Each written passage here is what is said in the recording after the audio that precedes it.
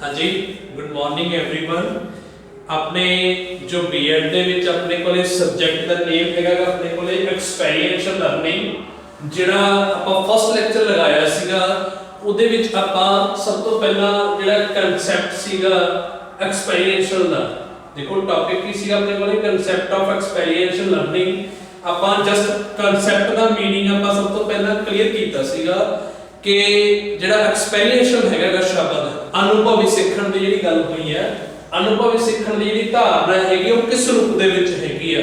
ਆਪਾਂ first lecture ਦੇ ਵਿੱਚ ਐਕਸਪੀਰੀਐਂਸ਼ੀਅਲ ਦੀ ਵਰਡ ਦੀ ਜਿਹੜੀ ਉਤਪਤੀ ਹੈਗੀ ਉਹ ਕਿੱਥੋਂ ਹੋਈ ਹੈ ਆਪਾਂ ਉਸ ਦੇ ਪ੍ਰਤੀ ਡਿਸਕਸ ਕਰਕੇ ਆਫਟਰ ਦੈਟ ਆਪਾਂ ਨੂੰ ਇੱਕ ਅਸਤੂਸ ਨਾਮ ਦਾ ਇੱਕ ਵਿਗਿਆਨੀ ਕਹ ਲੋ ਜਾਂ ਇੱਕ ਪਰਿਭਾਸ਼ਾ ਕਰਤਾ ਜਿਨ੍ਹਾਂ ਨੇ ਆਪਾਂ ਨੂੰ ਡਿਫਾਈਨ ਕੀਤਾ ਸੀਗਾ ਉਸ ਦੀ ਧਾਰਨਾ ਦੇ ਪ੍ਰਤੀ। ਆਫਟਰ ਦੈਟ ਆਪਾਂ ਜਿਹੜਾ ਕਨਸੈਪਟ ਜਦੋਂ ਕਲੀਅਰ ਕਰ ਰਹੇ ਸੀਗੇ ਆਪਾਂ ਫਿਰ ਉਹਦਾ मीनिंग ਆਪਾਂ ਸਟਾਰਟ ਕੀਤਾ ਸੀਗਾ। ਪਹਿਲਾਂ ਕਨਸੈਪਟ ਕਲੀਅਰ ਕੀਤਾ ਫਿਰ ਆਪਾਂ मीनिंग ਜਿਹੜਾ ਇਸ ਟੌਪਿਕ ਦੇ ਵਿੱਚ ਹੀ ਹੈ ਆਪਣੇ ਕੋਲੇ meaning of experiential learning, meaning of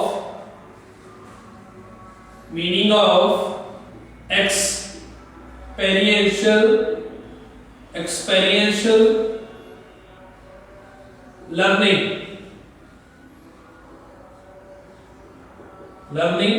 इथों ਆਪਾਂ ਟੌਪਿਕ ਜਿਹੜਾ ਆਪਾਂ ਡਿਸਕਸ ਕਰ ਰਹੇ ਸੀਗੇ ਤਾਂ ਇਥੋਂ ਹੀ ਇੱਕ ਵਾਰੀ ਆਪਾਂ ਥੋੜਾ ਜਿਹਾ ਇਹਨੂੰ मीनिंग ਜਿਹੜਾ ਹੈਗਾ ਅਰਥ ਜਿਹੜਾ ਹੈਗਾ ਅਨੁਭਵੀ ਸਿੱਖਣ ਦਾ ਜਿਹੜਾ ਅਰਥ ਕੀ ਹੈਗਾ ਆਪਾਂ ਸੈਕਿੰਡ ਲੈਕਚਰ ਆਪਾਂ ਸਟਾਰਟ ਕਰਨ ਜਾ ਰਹੇ ਹਾਂ ਤਾਂ ਉਸ ਨੂੰ ਤੁਸੀਂ ਕੰਟੀਨਿਊ ਕਰੋਗੇ ਜਿੱਥੋਂ ਆਪਾਂ ਫਸਟ ਲੈਕਚਰ ਦੇ ਵਿੱਚ ਆਪਾਂ ਆਪਦਾ ਲੈਕਚਰ ਜਿਹੜਾ ਸੀਗਾ ਲਿਖਣਾ ਜਾਂ ਡਿਸਕਸ ਕੀਤਾ ਆਪਾਂ ਜਿੰਨਾ ਵੀ ਕੀਤਾ ਸੀ ਉਸ ਤੋਂ ਅੱਗੇ ਜੋ ਨੈਕਸਟ ਡਿਸਕਸ ਕਰ ਰਹੇ ਹਾਂ ਉਹ ਅੱਜ ਤੁਸੀਂ ਇੱਥੇ ਲਿਖਣਾ ਸ਼ੁਰੂ ਕਰ ਸਕਦੇ ਹੋ।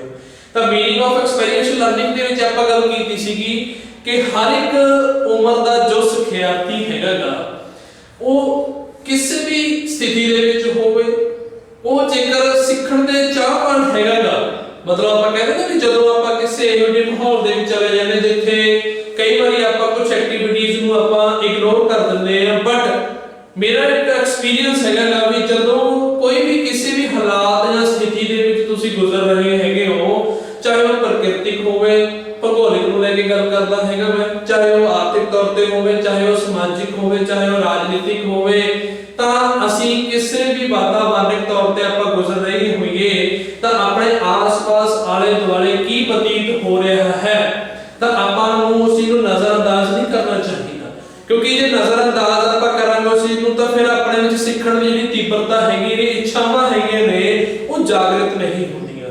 ਤਾਂ ਕੀ ਹੈਗਾਗਾ ਕਹਿੰਦੇ ਕੋਈ ਵੀ ਸਿੱਖਿਆਰਥੀ ਹੈ ਜਾਂ ਵਿਅਕਤੀ ਜਿਹੜਾ ਹੈਗਾਗਾ ਉਹ ਕੀ ਹੈਗਾਗਾ ਕਹਿੰਦੇ ਉਹ ਕਿਤੇ ਵਧੇਰੇ ਜਿਹੜਾ ਪ੍ਰਭਾਵਸ਼ਾਲੀ ਢੰਗ ਨਾਲ ਸਿੱਖਣ ਦੀ ਜਦੋਂ ਗੱਲ ਕਰਦਾ ਹੈਗਾ ਉਹਦੇ ਵਿੱਚ ਸਿੱਖਣ ਦਾ ਚਾਹਵਾਨ ਜੋ ਹੁੰਦਾ ਹੈ ਵਿਅਕਤੀ ਉਹਦੇ ਸਿਖਾਉਣ ਦੇ ਲਈ ਕੀ ਹੋਣਾ ਚਾਹੀਦਾ ਹੈ ਕਹਿੰਦੇ ਜੇਕਰ ਕੋਈ ਵਿਅਕਤੀ ਸਿੱਖਣ ਦਾ ਚਾਹਵਾਨ ਹੈ ਤਾਂ ਉਹਦੇ ਸਿੱਖਣ ਦੀ ਪ੍ਰਕਿਰਿਆ ਦਾ ਅਸਲ ਰੂਪ ਜਿਹੜਾ ਹੈਗਾ ਉਹ ਇੱਕ ਸਿੱਖਣ ਦਾ ਵਾਤਾਵਰਣ ਜਿਹੜਾ ਹੈਗਾ এনवायरमेंट ਸਥਿਤੀਆਂ ਹਾਲਾਤ ਉਹ ਦੇਣੇ ਪੈਣਗੇ।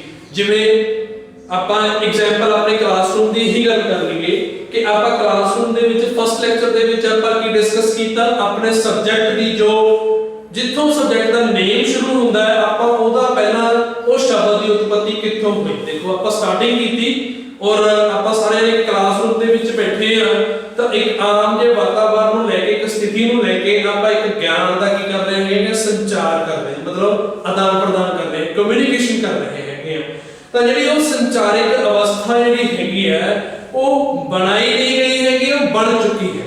ਤਾਂ ਅਸੀਂ ਉਹ ਹੀ ਵਿਅਕਤੀ ਜਿਹੜੇ ਗਿਆਨ ਹਾਸਲ ਕਰਨਗੇ ਜਿਨ੍ਹਾਂ ਦੇ ਵਿੱਚ ਚਾਹਨਾ ਹੋਊਗੀ ਜਿਨ੍ਹਾਂ ਦੇ ਵਿੱਚ ਇੱਛਾ ਹੋਊਗੀ ਤਾਂ ਫਿਰ ਉਹਨਾਂ ਲਈ ਇੱਕ ਕਲਾਸਰੂਮ ਦਾ ਇੱਕ ਅਧਿਆਪਕ ਤੇ ਇੱਕ ਵਿਦਿਆਰਥੀ ਦੇ ਵਿੱਚ ਜਿਹੜਾ ਸੰਚਾਰ ਦੀ ਪ੍ਰਕਿਰਿਆ ਹੈਗੀ ਹੈ ਉਹ ਮੌਜੂਦ ਹੋਣੀ ਚਾਹੀਦੀ ਹੈ। ਤਾਂ ਜੋ ਐਕਚੁਅਲ ਦੇ ਵਿੱਚ ਪ੍ਰਤੱਖ ਕਿਰਿਆ ਦੇ ਵਿੱਚ ਆਪਾਂ ਹੈਗੀ ਆਪਾਂ ਸਿੱਖ ਰਹੇ ਹੈਗੇ ਆ।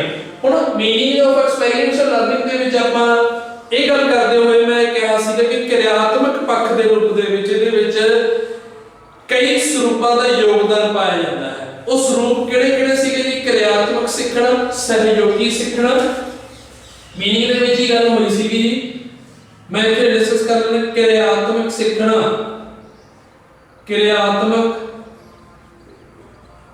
क्रियात्मक सीखना,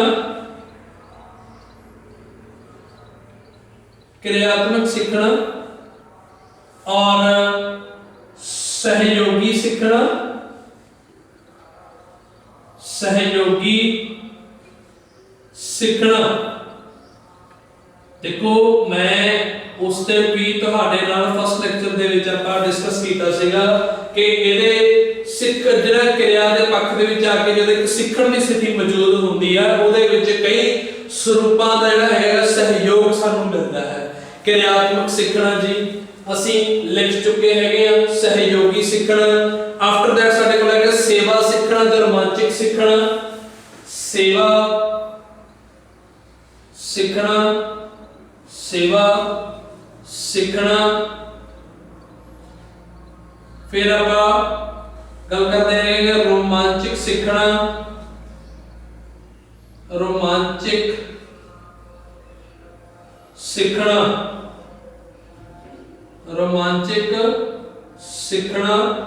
देखो ये ਜਿਹੜੀ ਲਰਨਿੰਗ ਪਾर्ट ने साडे कोले डिफरेंट हैगे ਇਹਦੇ ਨਾਲ ਹੀ ਤੁਸੀਂ देखो क्रियात्मक सीखना, सहयोगी सीखना, सेवा सीखना, रोमांचक सीखना एंड लास्ट ते ਆਪਾਂ ਜਿਹੜੇ ਸਰੂਪ ਦੀ ਗੱਲ ਕਰਾਂਗੇ ਉਹ ਹੈਗਾ ਸਾਡੇ ਕੋਲੇ ਸਥਿਰ ਸਿੱਖਣਾ। ਅਸੀਂ ਇੱਥੇ ਲਿਖ ਸਕਦੇ ਹਾਂ ਨਾਲ ਸਥਿਰ ਸਿੱਖਣਾ, ਸਥਿਰ ਸਿੱਖਣਾ। ਇਹ ਸਾਡੇ ਕੋਲੇ ਸਰੂਪ ਨੇ ਸਿੱਖਣ ਦੇ।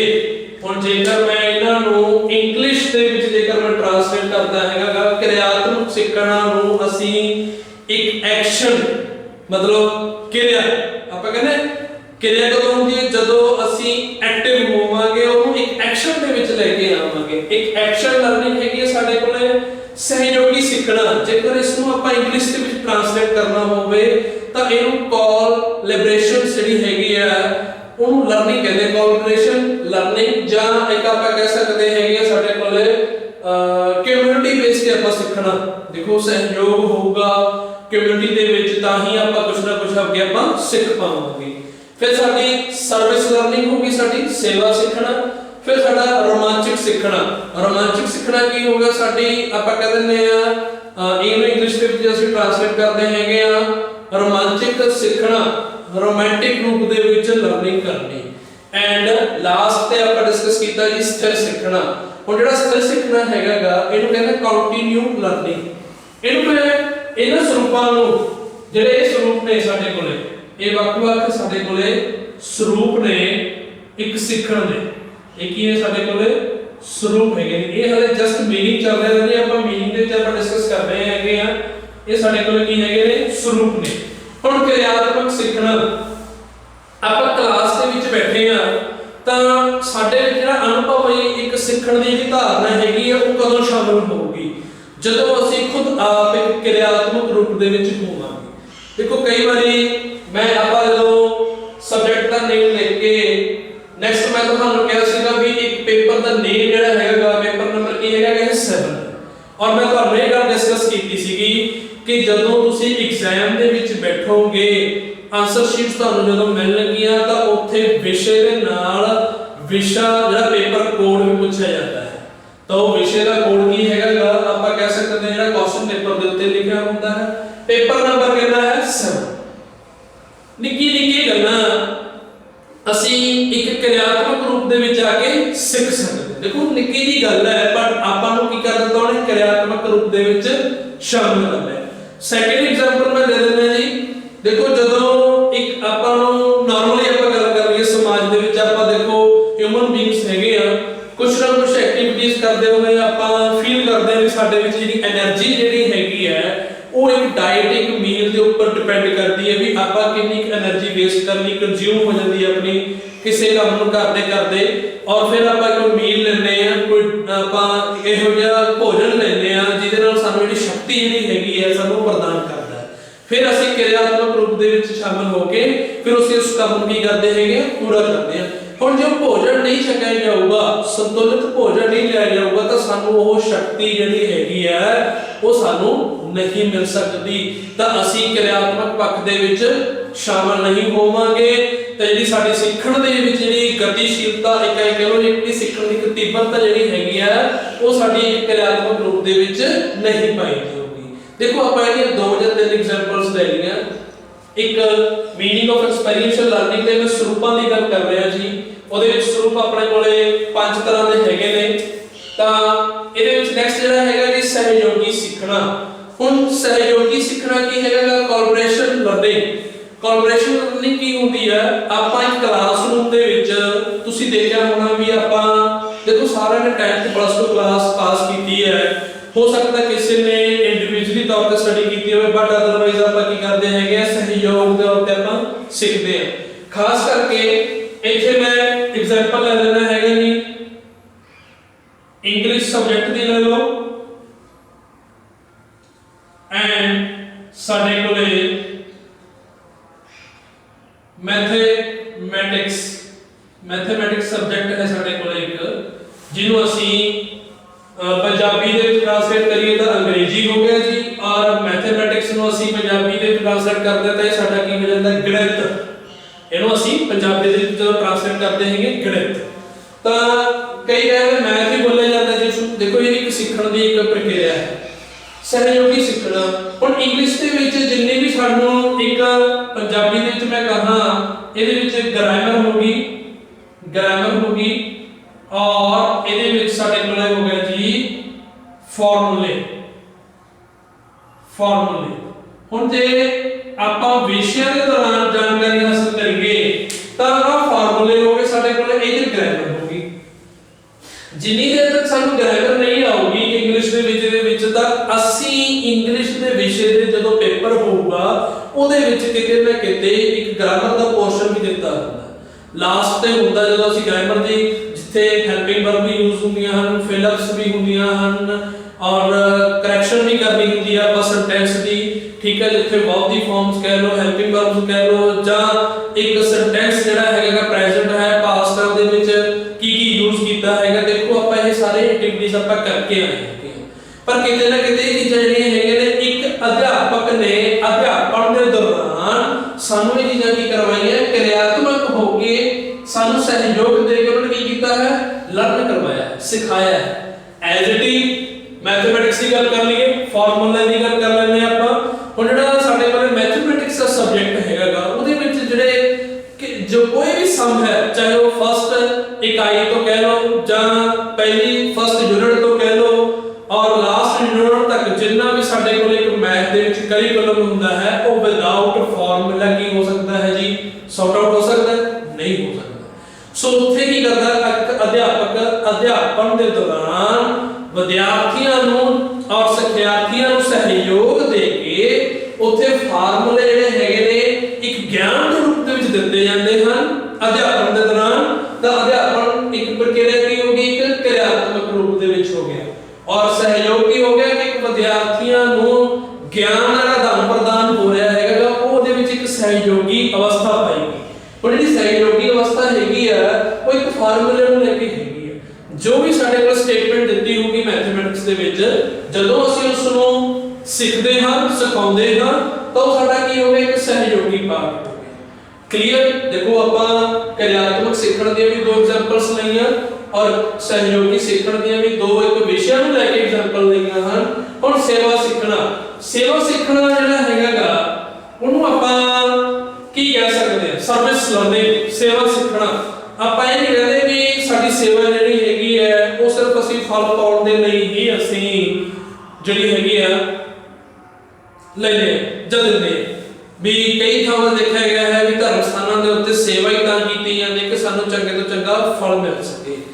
ਹੁਣ ਇਹ ਸੇਵਾ ਕਿਹੜੀ ਹੈਗੀ ਹੈ ਕਦੇ ਅਧਿਆਪਕ ਨੇ ਟੀਚਿੰਗ ਦੇ ਦੌਰਾਨ ਉਹਨੇ ਇਹ ਨਹੀਂ ਸੋਚਿਆ ਵੀ ਜਿਹੜੀ ਮੈਂ ਸਰਵਿਸ ਦੇ ਰਿਹਾ ਬੱਚਿਆਂ ਨੂੰ ਇਹ ਜਿਹੜੀ ਸੇਵਾ ਦੇ ਰਿਹਾ ਮੈਂ ਟੀਚਿੰਗ ਦੇ ਦੌਰਾਨ ਦੇਖੋ ਮੈਂ ਤੇ ਲਿਖ ਦਿੰਦਾ ਜੀ ਜਦੋਂ ਆਪਾਂ ਇੱਕ ਟੀਚਰ ਜਿਹੜਾ ਹੈਗਾਗਾ ਟੀਚਿੰਗ ਦੇ ਦੌਰਾਨ ਕੀ ਕਰਦਾ ਹੈਗਾ ਬੱਚਿਆਂ ਨੂੰ ਜਦੋਂ ਸਿਖਾਉਂਦਾ ਹੈ ਇੱਕ ਅਧਿਆਪਕ ਜਦੋਂ ਅਧਿਆਪਨ ਪ੍ਰਕਿਰਿਆ ਦੇ ਵਿੱਚ ਸ਼ਾਮਲ ਹੁੰਦਾ ਹੈ ਉਦੋਂ ਬੱਚਿਆਂ ਨੂੰ ਜਦੋਂ ਸਿਖਾਉਂਦਾ ਹੈ ਤਾਂ ਉਹਨੂੰ ਇਹ ਨਹੀਂ ਹੁੰਦਾ ਕਿ ਮੈਨੂੰ ਜਿਹੜਾ ਫਲ ਹੈਗਾ ਸਾਰਾ ਇੱਕੋ ਜਿਹਾ ਮਿਲੇ। ਦੇਖੋ ਇੱਕ ਅਧਿਆਪਕ ਹੁੰਦਾ ਕਲਾਸਰੂਮ ਦੇ ਵਿੱਚ ਸਿੱਖਿਆਰਥੀ ਉਹਨਾਂ ਦੇ ਮਨੋਵਿਗਿਆਨ ਰੂਪ ਹੁੰਦੇ ਹਨ।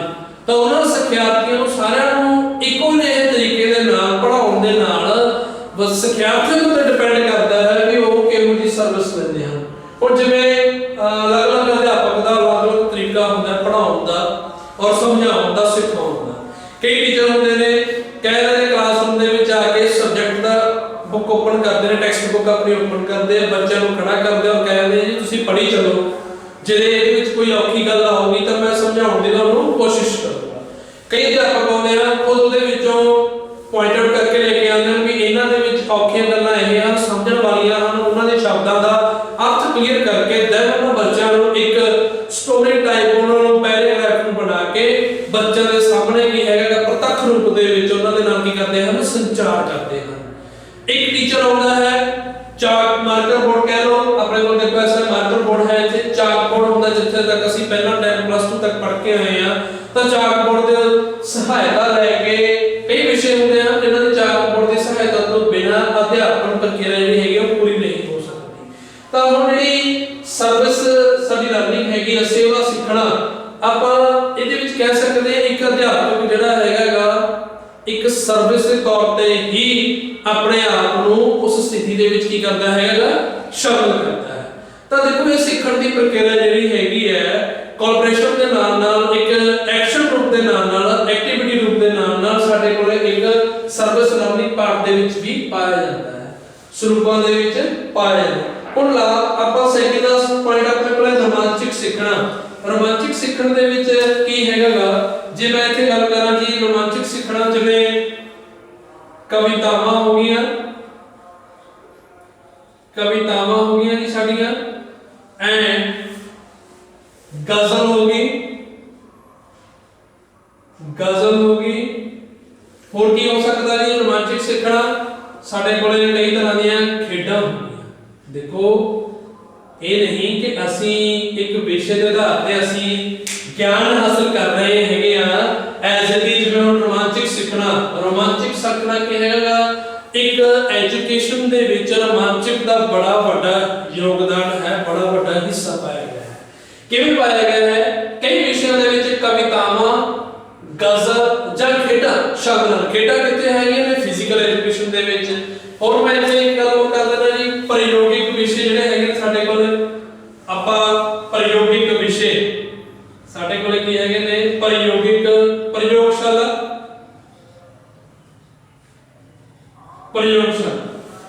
ਕੀ ਹੁੰਦਾ ਹੈ, ਇੱਕ ਅਧਿਆਪਕ ਜਦੋਂ ਅਧਿਆਪਨ ਕਰਦਾ ਹੋਵੇ ਤਾਂ ਇੱਕ ਪਹਿਲਾਂ ਕਵਿਤਾ ਦੀ ਗੱਲ ਕਰ ਲੈਂਦੇ ਆ। ਆਪਾਂ ਪੰਜਾਬੀ ਦਾ ਵਿਸ਼ਾ ਪੜ੍ਹ ਕੇ ਆਏ 10th ਤੱਕ, ਹਿੰਦੀ ਦਾ ਵਿਸ਼ਾ ਪੜ੍ਹ ਕੇ ਆਏ ਹੈਗੇ ਆ। ਉਹਨਾਂ ਦੇ ਵਿੱਚ ਇੱਕ ਪੋਇਟਰੀ ਸੈਕਸ਼ਨ ਹੁੰਦਾ ਸੀਗਾ, ਇੰਗਲਿਸ਼ ਦੇ ਵਿੱਚ ਵੀ ਪੋਇਟਰੀ ਸੈਕਸ਼ਨ ਹੁੰਦਾ ਸੀ ਜਿਨ੍ਹਾਂ ਦਾ ਆਪਾਂ ਸੈਂਟਰਲ ਆਈਡੀਆ ਲਿਖਣਾ ਹੁੰਦਾ ਸੀਗਾ, ਉਹਦਾ ਸਾਰਾਂਸ਼ ਲਿਖਣਾ ਹੁੰਦਾ ਸੀ, ਉਸ ਦਾ ਆਪਾਂ ਅਧਿਐਨ ਕਰਦੇ ਹੁੰਦੇ ਸੀਗੇ। ਤਾਂ ਉਹਦੇ ਵਿੱਚ ਆਪਾਂ ਦੇਖਦੇ ਆ ਰੋਮਾਂਟਿਕ ਸਿੱਖਣਾ, ਟੀਚਰ ਇੱਕ ਟੀਚਿੰਗ ਦੇ ਦੌਰਾਨ ਕੀ ਕਰਦਾ ਹੈਗਾ, ਉਹਨਾਂ ਕਵਿਤਾਵਾਂ ਨੂੰ ਆਪਣੀ ਉਸ ਕਵਿਤਾ ਦੀ ਸ਼ੈਲੀ ਦੇ ਅਨੁਸਾਰ ਹੀ ਜੋ ਵੀ ਭਾਵਨਾਵਾਂ ਨੇ, ਇੱਕ ਅਧਿਆਪਕ ਉਹਨਾਂ ਭਾਵਨਾਵਾਂ ਨੂੰ ਆਪਣੀ ਸ਼ਬਦਾਵਲੀ ਦੇ ਕੇ ਉਸ ਨੂੰ ਬਾਹਰ ਕੱਢਦਾ ਹੈ ਤਾਂ ਕਿ ਬੱਚੇ ਜਿਹੜੇ ਹੈਗੇ ਨੇ ਸਿਰਫ ਉਹਨਾਂ ਸ਼ਬਦਾਂ ਨੂੰ ਹੀ ਨਾ ਸਮਝਣ ਬਲਕਿ ਉਹਨਾਂ ਸ਼ਬਦਾਂ ਦੇ ਅਰਥਾਂ ਦੇ ਭਾਵਨਾਵਾਂ, ਉਹਨਾਂ ਦੀ ਪੁਸਤਕਤਾ ਨੂੰ ਸਮਝਦੇ ਹੋਏ ਉਹਨਾਂ ਦਾ ਅਰਥ ਜਿਹੜਾ ਹੈਗਾ ਉਹਨਾਂ ਨੂੰ ਸਪਸ਼ਟੀਕਰਨ ਹੋ ਸਕੇ। ਦੇਖੋ ਫਿਰ ਆ ਗਈ ਗਜ਼ਲ ਦੀ ਗੱਲ ਆ ਗਈ। ਕਈ ਟੀਚਰ ਜਿਹੜੇ ਹੈਗੇ ਨੇ ਗਜ਼ਲ ਨੂੰ ਜਦੋਂ ਪੜ੍ਹਾਉਂਦੇ ਨੇ ਉਹਦੇ ਵਿੱਚ ਦੇਖਿਆ ਗਿਆ ਵੀ ਆਪਾਂ ਕਹਿ ਦਿੰਦੇ ਆ ਰੰਗ ਚੋਖਾ ਗੁਲਾਬ ਦਾ, ਠੀਕ ਹੈ, ਇਹੋ ਜਿਹੀ ਗੱਲਾਂ ਜਿਹੜੀਆਂ ਹੁੰਦੀਆਂ ਨੇ ਉਹ ਇੱਕ ਸੁਰਤਾਲ ਦੇ ਕੇ ਹੀ ਸਮਝਾਈਆਂ ਜਾ ਸਕਦੀਆਂ ਹਨ। ਇੱਕ ਅਧਿਆਪਨ ਪ੍ਰਕਿਰਿਆ ਦੇ ਵਿੱਚ ਜਦੋਂ ਅਸੀਂ ਸਰੂਪਾਂ ਦੀ ਗੱਲ ਕਰਦੇ ਆ, ਬੱਚਿਆਂ ਨੂੰ ਅਸੀਂ ਐਕਸਪੀਰੀਐਂਸ਼ੀਅਲ ਲਰਨਿੰਗ ਦੇਣੀ ਹੋਵੇ, ਅਨੁਭਵ ਦੇਣਾ ਹੋਵੇ ਤਾਂ ਵੱਖ-ਵੱਖ ਵਿਸ਼ਿਆਂ ਦੇ ਵਿੱਚ ਵੱਖ-ਵੱਖ ਤਰ੍ਹਾਂ ਦੇ, ਜਿਵੇਂ ਕਵਿਤਾਵਾਂ, ਗਜ਼ਲ ਦੀ ਗੱਲ ਕੀਤੀ, ਖੇਡਾਂ ਦੀ ਗੱਲ ਕਰਾਂਗੇ। ਖੇਡਾਂ ਕੀ ਹੁੰਦੀਆਂ ਨੇ, ਆਫਟਰ ਆਲ ਰੋਮਾਂਟਿਕ ਹੁੰਦੀਆਂ ਨੇ, ਰੋਮਾਂਚਿਕ ਹੁੰਦੀਆਂ ਹਨ। ਰੋਮਾਂਚਿਕ ਨੈਚੁਰਲੀ ਗੱਲ ਹੈ ਕਿਉਂਕਿ ਜੇਕਰ ਅਸੀਂ ਖੇਡ ਦੇ ਦੌਰਾਨ ਅਸੀਂ ਭਾਵਨਾਵਾਂ ਆਪਣੀਆਂ, ਜਿਵੇਂ ਕਬੱਡੀ ਦੀ ਖੇਡ ਹੈ, ਗੇਮ ਹੈ, ਕ੍ਰਿਕਟ ਖੇਡਦੇ ਹੈਗੇ ਆ, ਸਾਨੂੰ ਉਹਨਾਂ ਨੇ ਆਊਟ ਕਰ ਦਿੱਤਾ, ਸਾਨੂੰ ਭਾਲੇ 'ਚ ਬਾਹਰ ਕੱਢ ਦਿੱਤਾ, ਸਾਨੂੰ ਫਾਉਲ ਦੇ ਕਰਾ ਦਿੱਤਾ ਗਿਆ, ਜੇਕਰ ਅਸੀਂ ਉੱਥੇ ਗੁੱਸਾ ਦਿਖਾਵਾਂਗੇ ਤਾਂ ਸਿੱਖਣ ਦੀ ਪ੍ਰਕਿਰਿਆ ਜਿਹੜੀ ਹੈਗੀ ਆ ਹੌਲੀ-ਹੌਲੀ ਬੱਚਿਆਂ ਦੇ ਵਿੱਚ ਸਹਿਣਸ਼ੀਲਤਾ ਜਿਹੜੀ ਹੈਗੀ ਆ ਉਹ ਸ਼ਾਮਿਲ ਤਾਂ ਹੀ ਹੋਊਗੀ ਜੇਕਰ ਅਸੀਂ ਸਹੀ ਢੰਗ, ਸਹੀ ਸਰੂਪਾਂ ਦੇ ਰਾਹੀਂ ਅਸੀਂ ਇੱਕ ਰੋਮਾਂਚਕ ਤੌਰ ਦੇ ਵਿੱਚ ਬੱਚਿਆਂ ਨੂੰ ਸ਼ਾਮਿਲ ਕਰਾਂਗੇ। फिर गल की प्रयोगशाला। प्रयोगशाला देखो कितने है, एक साइंस के विच भी प्रयोगशाला पाई जाती है, एक मैथमेटिक्स विषय के विच भी प्रयोगशाला पाई जाती है। वो प्रयोगशालावां दे विच की हैगा बच्चों नूं एक अध्यापक जिहड़ा हैगा अपने नाल जोड़ के सहकारी बन के एक अध्यापक भी नाल फिर उत्थे की हैगा बच्चों नूं हर एक इंडिविजुअली तौर ते बच्चों नूं सिखाउंदा है कि किहड़ी चीज जिहड़ी हैगी है एक साइंस दे प्रयोगशाला दे विच उसनूं किवें उस टूल एंड इक्विपमेंट्स नूं किवें यूज करना है। एसटी एसएसटी दी जो प्रयोगशाला हुंदी है, सोशल साइंस दी भी साडे कोल अजकल प्रयोगशालावां जिहड़ियां हैगीआं ने शामिल हो चुकीआं हन एक सिੱਖਣ ਦੀ ਪ੍ਰਕਿਰਿਆ ਦੇ ਰੂਪ ਦੇ ਵਿੱਚ। ਉਸ ਤੋਂ ਬਾਅਦ ਲਾਸਟ ਆਪਣੇ ਕੋਲੇ ਪੁਆਇੰਟ ਹੈਗਾ ਜੀ ਸਥਿਰ ਸਿੱਖਣਾ। ਜਿਹੜਾ ਸਾਡੇ ਕੋਲ ਸਥਿਰ ਸਿੱਖਣਾ ਹੈਗਾ ਆਪਾਂ ਕਹਿੰਦੇ ਨੇ ਕੰਟੀਨਿਊ ਜਿਹੜਾ ਸਿੱਖਣਾ ਹੈਗਾ। ਅੱਜ ਆਪਾਂ ਕਲਾਸਰੂਮ ਦੇ ਵਿੱਚ ਬੈਠੇ ਹੈਗੇ ਆ, ਹਰ ਇੱਕ ਵਿਸ਼ੇ ਦੇ ਪ੍ਰਤੀ ਆਪਾਂ ਜਾਣਕਾਰੀ ਲੈ ਰਹੇ ਹਾਂ ਤਾਂ ਹਰ ਵਿਸ਼ੇ ਦੇ ਵਿੱਚ ਜਿਹੜੀ ਜਾਣਕਾਰੀ ਹੈਗੀ ਉਹ ਆਪਾਂ ਇੱਕ ਸਥਿਰ ਅਵਸਥਾ ਦੇ ਵਿੱਚ ਲੈ ਰਹੇ ਹਾਂ। ਸਥਿਰ ਅਵਸਥਾ ਕੀ ਹੋਗੀ, ਆਪਾਂ ਬੈਠੇ ਆ, टॉपिक शुरू होया है, अपना लेक्चर स्टार्ट हो गया, अब आपा उसनु करिकुलम दे अकॉर्डिंग डिवाइड कीता होया है भी आपा 1 बाय 1 करके उसनु सिखते जन्ने आ। ओ असल दे विच 1 बाय 1 करके ही सिखना पार्ट दी डिवीजन कीती हुई है ओ की है कि साडी एक स्थिर सिखण दी अवस्था है। जेकर ਅਸੀਂ ਗੱਲ ਕਰ ਲਈਏ ਵੀ ਸਥਿਰ ਸਿੱਖਣਾ ਜਿਹੜਾ ਹੈਗਾਗਾ ਉਹ ਸਾਡੇ ਅਨੁਭਵੀ ਸਿੱਖਣ ਦੇ ਵਿੱਚ ਉਹਦੇ ਅਰਥਾਂ ਦੇ ਵਿੱਚ ਉਹਦੇ ਸਰੂਪਾਂ ਦੇ ਰਾਹੀਂ ਉਸ ਨੂੰ ਨਹੀਂ ਸ਼ਾਮਿਲ ਕੀਤਾ ਜਾਊਗਾ ਪਰ ਸ਼ਾਮਿਲ ਕਰਨਾ ਹੀ ਜ਼ਰੂਰੀ ਹੈ। ਕਿਉਂਕਿ ਜੇ ਸਾਡੇ ਵਿੱਚ ਜਦੋਂ ਅਸੀਂ ਇੱਕ ਕੋਰਸ ਨੂੰ ਸ਼ੁਰੂ ਕਰਦੇ ਹੈਗੇ ਆ, ਇੱਕ ਸਬਜੈਕਟ ਨੂੰ ਜਦੋਂ ਸ਼ੁਰੂ ਕਰਦੇ ਹੈਗੇ ਆ ਤਾਂ ਉੱਥੇ ਅਸੀਂ ਇਹ ਦੇਖਦੇ ਆ ਵੀ ਕਿਤੇ ਨਾ ਕਿਤੇ ਜੋ ਸਾਡੇ ਕੋਲ ਇੱਕ ਸਿਲੇਬਸ ਆਲਮੋਸਟ ਆਪਾਂ ਸਿਲੇਬਸ ਦੀ ਗੱਲ ਕਰਦੇ ਹੁੰਦੇ ਆ। ਸਿਲੇਬਸ ਐਕਚੁਅਲੀ ਸਾਡਾ ਕੀ ਹੈਗਾਗਾ ਕਰਿਕੂਲਮ, ਤਾਂ ਉਹ ਕੋ ਕਰਿਕੂਲਮ ਵੀ ਬਣ ਜਾਂਦਾ ਜਦੋਂ ਅਸੀਂ ਨਾਲ ਦੇ ਨਾਲ ਐਕਟੀਵਿਟੀਜ਼ ਕਰਨੀਆਂ ਸ਼ੁਰੂ ਕਰ ਦਿੰਦੇ ਆ। तो करिकुलम को करिकुलम की हैगा साडा एक स्थिर अवस्था है, स्थिर सीखना है। जिन्ना टाइम ਅਸੀਂ ਉਹ ਬੱਚਿਆਂ ਨੂੰ ਇੱਕ ਅਧਿਆਪਨ ਦੇ ਦੁਆਰਾ ਜਾਂ ਇਹਨਾਂ ਸਰੂਪ ਦੀ ਅਸੀਂ ਵਰਤੋਂ ਨਹੀਂ ਕਰਾਂਗੇ ਤਾਂ ਬੱਚਿਆਂ ਦੇ ਵਿੱਚ ਉਹ ਸਿੱਖਣ ਦੀ ਤੀਬਰਤਾ ਜਿਹੜੀ ਹੈਗੀ ਇੱਕ ਸਥਿਰ ਰੂਪ ਦੇ ਵਿੱਚ ਨਹੀਂ ਪਾਏਗੀ।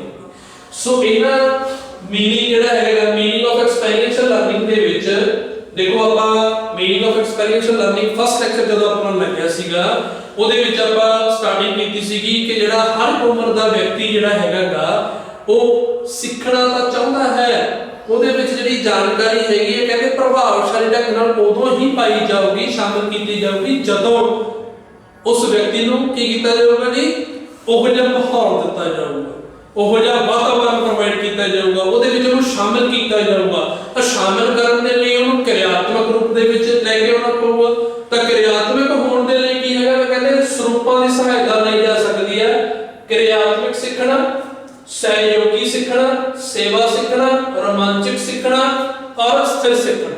ਦੇਖੋ ਇਹ ਵੱਖ-ਵੱਖ ਤਰ੍ਹਾਂ ਦੇ ਸਰੂਪ ਸੀਗੇ ਆਪਣੇ ਕੋਲੇ ਜਿਹੜੇ ਕਿ ਆਪਾਂ ਅੱਜ ਡਿਸਕਸ ਕੀਤੇ ਹੈਗੇ ਨੇ ਆਪਣੇ ਕੋਲੇ ਸੈਕੰਡ ਲੈਕਚਰ ਦੇ ਵਿੱਚ। ਆਫਟਰ ਦੈਟ ਸਾਡੇ ਕੋਲੇ ਕੀ ਹੈਗੀਆਂ ਨੇ ਜੀ ਡੈਫੀਨੇਸ਼ਨਸ ਮਿਲਦੀਆਂ ਨੇ ਸਾਡੇ ਕੋਲੇ ਮੀਨਿੰਗ ਦੇ ਵਿੱਚ।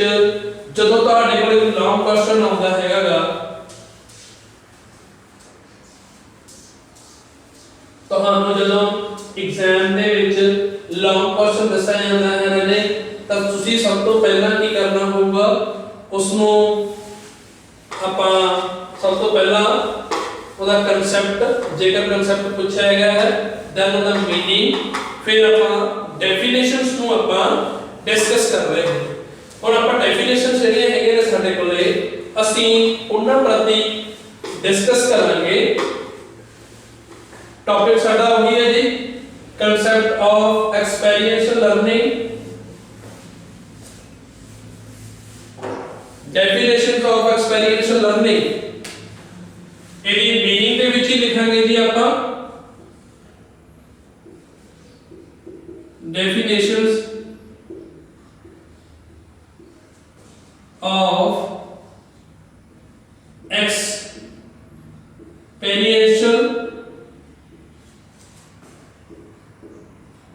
experiential learning।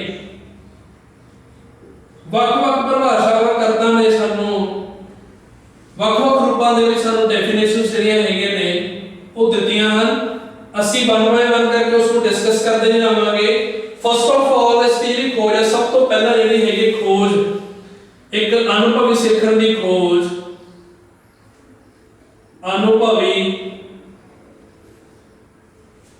ਸਿੱਖਣ ਦੀ ਖੋਜ,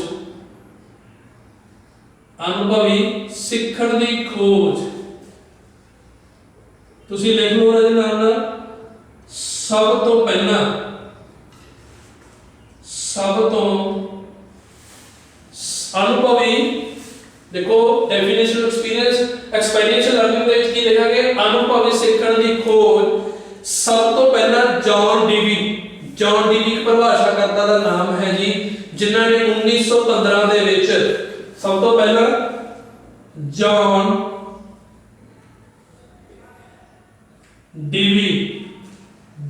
ਡੀਵੀ ਨੇ 1915 ਦੇ ਵਿੱਚ ਖੋਜ ਕੀਤੀ ਸੀ। ਇਸ ਦੀ ਸਭ ਤੋਂ ਪਹਿਲਾਂ ਲਰਨਿੰਗ ਬਾਈ ਡੂਇੰਗ ਦੇ ਨਾਲ, ਲਰਨਿੰਗ ਬਾਈ